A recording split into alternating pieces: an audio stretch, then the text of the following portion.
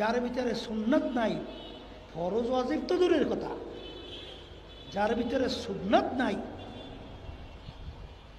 ও আল্লাহর ওলি তো দূরের কথা, ও একটা শয়তানের শাগরেদ, ওর চোখের নজরে পড়াও নিষেধ।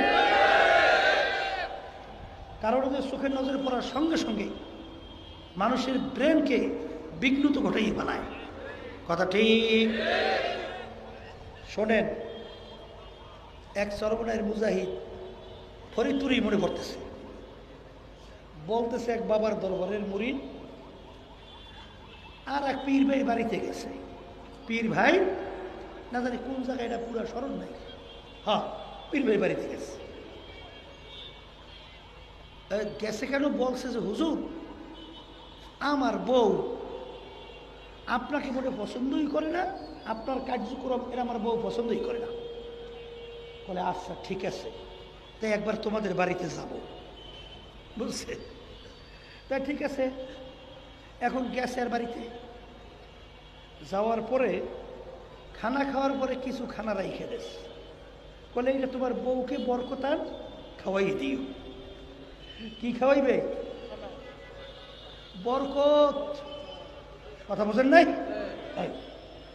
এমন এই আল্লাহর বান্দি আছে বলে বরিশ দিয়া, এই মাইয়া আছে বরিশ দিয়া, বুঝছে?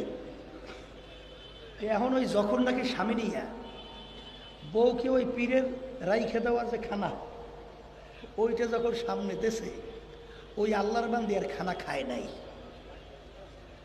না খাই একটা কুত্তারে খাওয়াইছে। কিরে খাওয়াইছে? কুত্তারে খাওয়াইছে। খাওয়ার পরে ওই বাবা যখন শুয়ে রয়েছে, এখন ওই কুত্তাটা বেড়া ভাইঙ্গে সালাইয়া যাইয়া পীরের গায়ে ওঠে। কি ওঠে? কুকুর। কুকুর যাইয়া পীরের গায়ে ওঠে। এখন ওই স্বামী বলতেছে ব্যাপার কি? কুত্তাটা দিয়ে আমার হুজুর গায়ে ওঠে কা? বলে বোঝেন নাই, আপনার পীরে যে ওই খাবার দেশে, ওই খাবার আমি খাই নেই, ওই খাবার আমি কুত্তারে খাওয়াইছি। ওই খাবার যদি আমি খাইতাম তাহলে এখন সালাই মানে আমের পীরের গায়ে আমিও যাইয়া উঠতাম। আর সেহেরু হক্কুন, জাদু সত্য। জোরে বলেন কথা ঠিক না বেঠিক? জাদু কি?